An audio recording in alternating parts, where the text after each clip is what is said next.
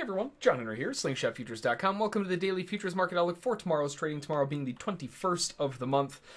Man alive, it was a slow one today. Today was a good excuse to have a lot of caffeine or to take a nap, one of the two. It was, yesterday we were talking about how whenever you have a big moving day like that, you generally have a little bit of a slower day following. And there's always part of me that hopes that I'm wrong when I say that, but it certainly was the case today. It was a very slow one, pretty grindy. There wasn't a whole lot going on, and that goes across the board. I mean, everything was slow. The futures side of things, Forex, there were only a few stocks running around, obviously Facebook's still getting pounded, but there just wasn't much happening today. Now, before we jump into the charts and take a look at what all did happen, make sure to swing it over to slingshotfutures.com, scroll down and click on the Join the Daily Outlook newsletter. From there, you're going to be able to register for our email newsletter list to be notified every time one of these videos comes out. Along with that, in that email, we talk about a bunch of things that we don't have time to talk about in the video, and that's going to be everything from stocks, options, crypto, you name it. If it's moving, it'll show up in there at some point, so make sure to sign up for that newsletter so you don't miss any important information. Now, along with that, click on the Live Trade Room subscription and trial info, where you can sign up for a free 3-day trial on the Live Trade Room, so you can come and hang out with us for a couple days and see what we're all about. It's a great way to hang out, see how we're trading, join us in the room, ask some questions, and just overall see how everything works. So make sure to sign up for that if you haven't done so already. Now, looking at the overall moves that we have so far, it is, again, we know that today was a little bit of a slower day, but the euro had a lot of pretty good movement earlier, right? We see that a lot today, a lot of good movement in the overnight session, not so much in the US session, but the euro did fall very aggressively back down again, creating a new level of resistance off of the highs. It's not really so much a new level of resistance as much as it did just kind of retest that earlier level, kind of creating a new zone in here that every time the market pops up, the sellers slap it right back down.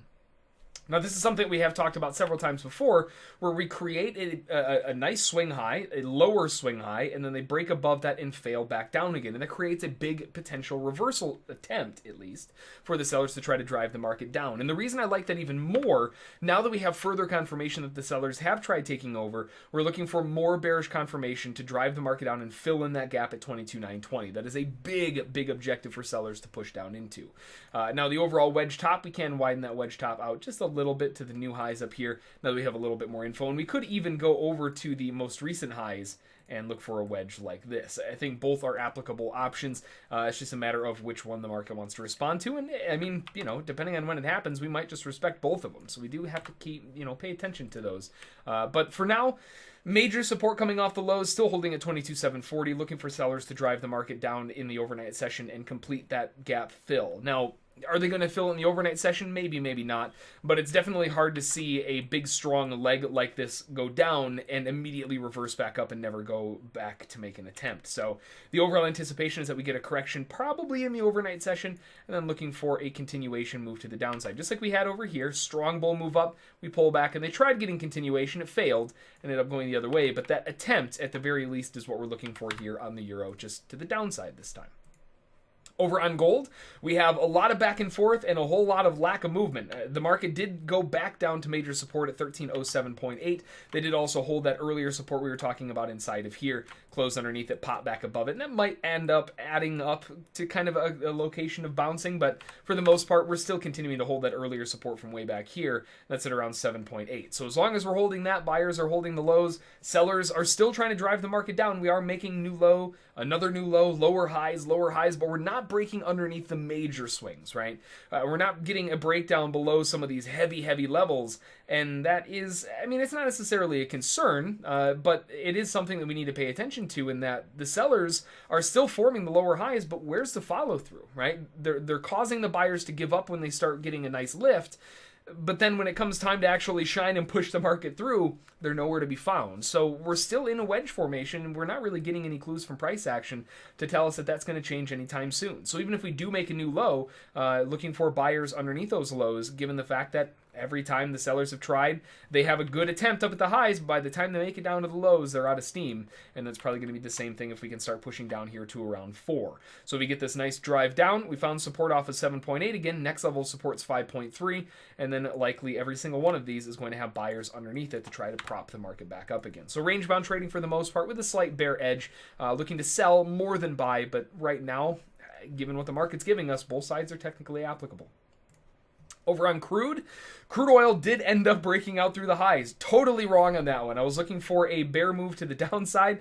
We did get that bear correction, in that big wick, and we were talking about how, there's a lot of things pointing to the upside, and there's going to be a lot of buyers here to try to drive the market higher. But as long as we're below this resistance, I don't want to be a buyer. And man alive, they definitely broke out with some conviction.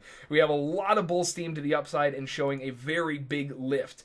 One nice thing that is standing out here is that we do have a candle gap, a literal gap. It closed here, opened here, and it left behind a little bit of a space. Markets tend to not like those kinds of gaps, so we might see that try to fill in the future. So if you mark that up, that's actually at 63.10. Let me change the style of this here, make it purple so it is a little bit more obvious. Right there, that looks good. That looks really close to my other red line. Let's make that a little brighter. There we go. So looking for that gap to fill in at 63.10 in the overnight session. And then from there, it all depends on what the buyers want to do. Obviously, the buyers did take control. We have a nice bull channel working its way higher. We're cycling off of the highs. They didn't quite make it up to that resistance at 64.06. But now that we've left behind a gap and some very strong legs to the upside, honestly, what I would really like to see is to get some bouncing in the overnight session, probably some scalping there, maybe a dip down into that next major level of support. And if we can get them to line up really nicely with the lows of the channel, we might have a really nice play on our hands. Now, we could just go sideways as well and get kind of a bounce gap fill at the low of the channel that way. But either way, I would like to kind of correlate those levels together so we can get as much in terms of probability on our side as possible. But, generally looking for a pullback in the overnight session and looking for more bullish continuation in the overnight going into tomorrow's trading. Now, today is Tuesday, of course, and we have the crude oil API report coming out here. I'm doing the video a little bit earlier today. I got to take off sooner than normal. But we've got that API report coming out in about an hour and a half, and that can definitely change some things. The way that crude oil looks now, it can drastically change when the API report comes out, especially going into crude oil days. For the inventories on a Wednesday, it might be a little bit gnarly, for lack of better words. So we got to play it safe on crude oil when we're talking Wednesdays. Over on the S&P. The S&P is, they caught a beautiful lift off that 26.99, and it certainly did not cease to impress. Honestly, this lift higher was a lot more than I thought they were going to be able to get. I was expecting maybe a smaller bull candle that, maybe was a full size of that. It went about twice as much. But either way, we have a very nice level of support that has held already, and it is showing that the buyers do want to at least give it a go off of those lows. For the most part, the way that I see it is it's just buyers defending their original leg to the upside. This is where we had that gap down during the middle of the week. They had that huge lift to the upside when the market came back. Guess what? They defended their positions again, and we saw another strong bounce. Now, is this enough to reverse the market and we go flying all the way back up to all-time highs?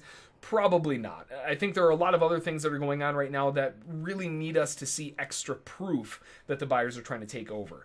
Now, this doesn't look bad. The one nice thing that does stand out right now is simply the fact that we had a very strong bear bar. It did trigger in. You'll notice it went at least a couple ticks underneath that candle, and now it's reversing back up for a very strong bull bar. Now, it does still have about 3 hours left on the candle, and a lot can change in 3 hours, but that does look good, like they're trying to trap in some sellers before a possible rally to the upside. So that tells me that, a lot of sellers might be looking at this as a little bit of an overshoot on the bottom, and they're looking for a corrective phase back up to kind of the top of where that blow-off candle happened. So that's going to be my main area of interest going into the overnight session. I want to see a little bit of bullishness coming in to see if we can tag that area of resistance at the highs. And that exact level, we're looking at around 27.35, 75 or so, 38.50 rather. That's going to be the area of interest there. So if we make that a solid line, and let's make it a different color so we know that it's something slightly different than what we're normally looking at there, but 38.5 is going to be the big area of interest, and maybe to the candle's high. It's not too much of a difference. I mean, you're talking 39.5 and 38.5. It's about a point difference. But right now in the overnight session, I'm looking for the buyers to try to come in with the understanding that buyers are going to be getting into a low probability scenario.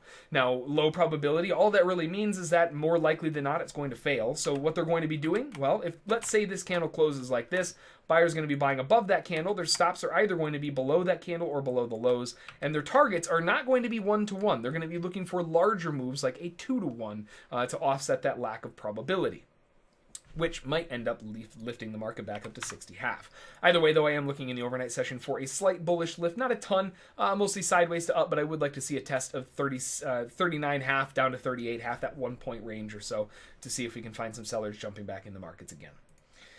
So that's going to do it for the chart outlook. Now, in terms of the news for tomorrow, we do have a decent amount of stuff coming out. Compared to yesterday, we had no new U.S. news on the forecast coming into today. Now we have, there's more than enough news to go around. Tomorrow, all day, is a Japanese holiday. It's the vernal equinox. At 5:30 tomorrow, out of UK, we have the average earnings indexes plus the bonuses forecasted at 2.6%. We also have the climate count change for February, forecasted at a negative 3.1 thousand. And then we go into the U.S. session, 10 o'clock news, existing home sales for February, forecasted at 5.41 million. At 10:30, we have the good old crude oil inventories. Again, we'll see a little bit more in about an hour and a half here for the API report, kind of see how those line up. But at the moment, crude oil inventories forecasted at 2.556. And then, of course, FOMC economic projections and statements and the interest rate decisions all coming out at 1400 Eastern tomorrow. The interest rate decision, they're actually forecasting a slight lift to 1.75%. The previous was 1.5. At 14:30 Eastern time, FOMC press conference, and then we go into the evening session for Australia at 20:30, going to be the employment change for February, forecasted at 20.3.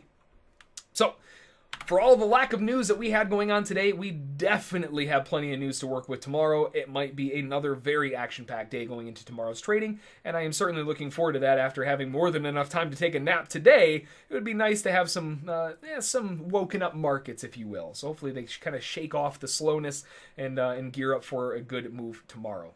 Either way, it doesn't matter what market you're trading. Like we always say, make a plan, trade the plan, follow those rules, and you'll be A-okay. Until next time, we'll see y'all then.